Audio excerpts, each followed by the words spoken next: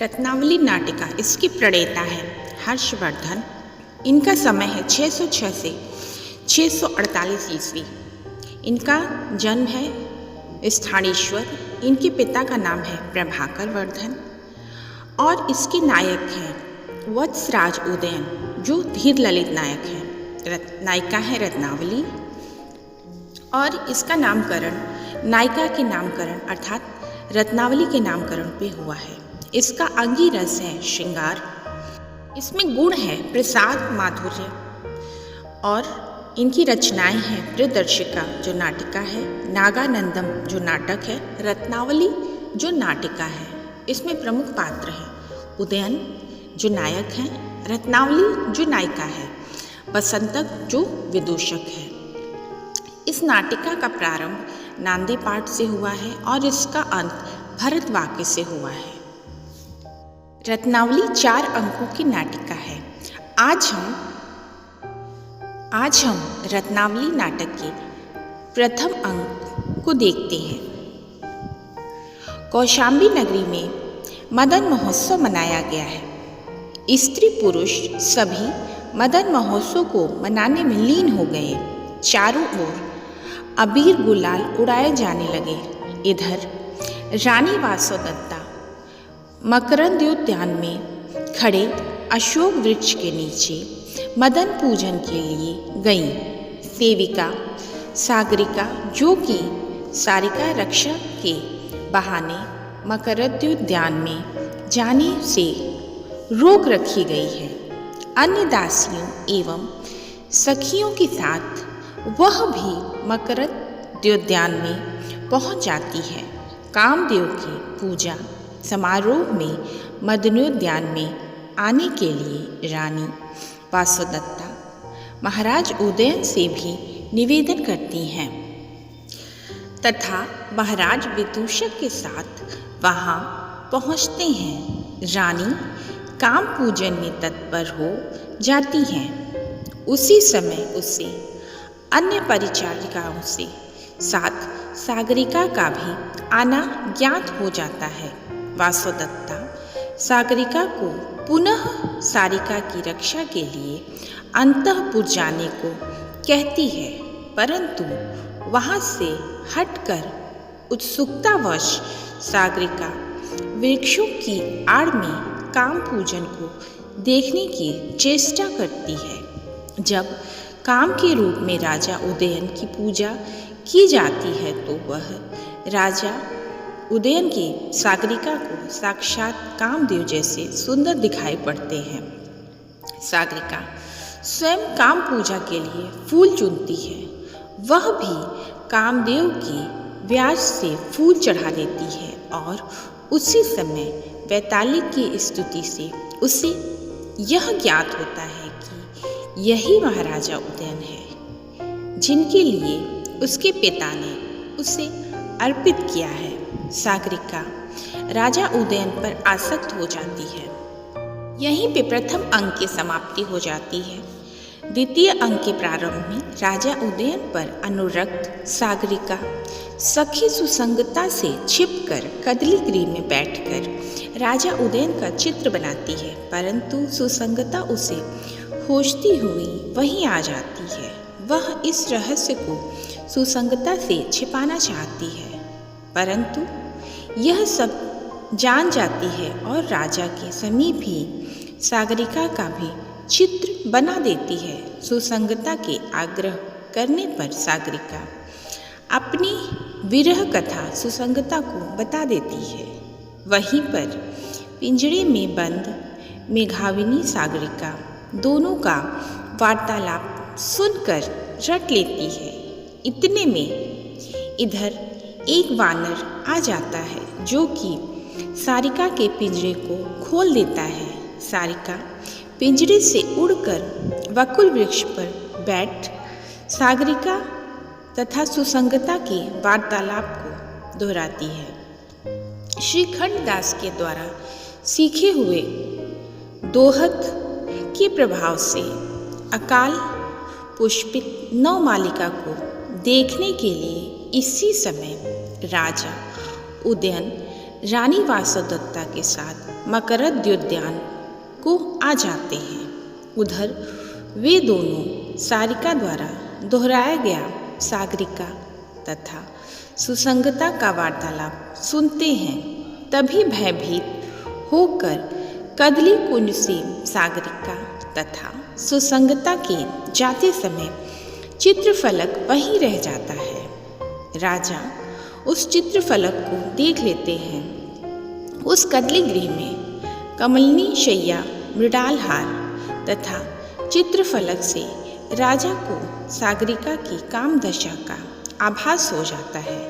इतने में सुसंगता चतुरता से वहीं पर लता कुंज में उदयन को सागरिका से मिला देती है। इसी बीच महारानी वासवदत्ता भी उसी स्थान पर आ जाती हैं और चित्रफलक को देख लेती हैं। वासवदत्ता उस चित्रफलक में बने हुए राजा उदयन और सागरिका के चित्रों को देखकर क्षुब्ध हो जाती है तथा राजा के बार बार मनाए जाने पर भी वह शिरोवेदना से ग्रस्त वहाँ से चली जाती है।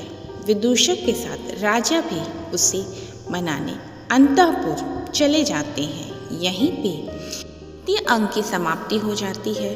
तृतीय अंक के प्रारंभ में कदली गृह में सागरिका से मिलने के पश्चात राजा उदयन उस पर अनुरक्त हो जाते हैं तथा वह निरंतर सागरिका के लिए दुखी रहने लगते हैं।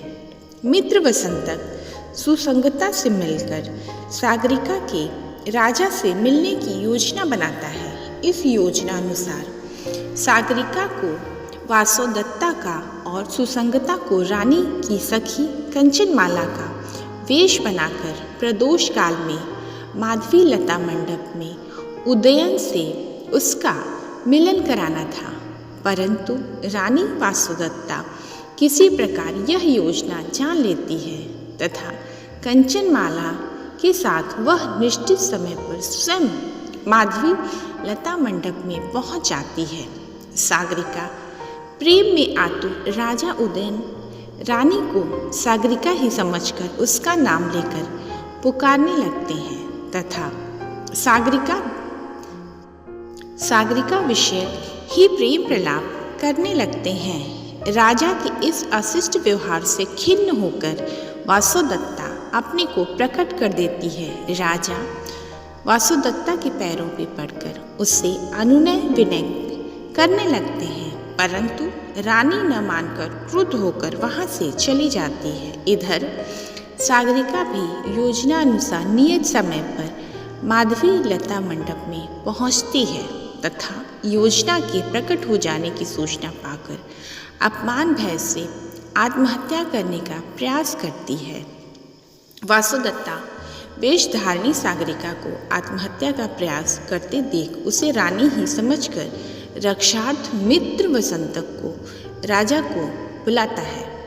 तब राजा वसंतक के वेश में सागरिका को पाते हैं तो वह प्रसन्न हो जाते हैं तथा उससे पूर्व वासवदत्ता के प्रति किए गए प्रेमालाप को वह सेवा मात्र बताने लगते हैं। उधर राजा की अनुनय विनय का तिरस्कार कर चले जाने पर पुनः वासवदत्ता को अपने कृत्य पर पश्चाताप होता है तथा वह पुनः मकरंदोद्यान को आती है, परंतु वहां आकर जब वह पुनः राजा और सागरिका को प्रेमालाप करते देखती है तो क्रुद्ध होकर इस नाटक का उत्तरदायी उसे माधवी लता से बंधवा कर वसंतक तथा सागरिका दोनों को साथ लेकर अंतःपुर को चली जाती है।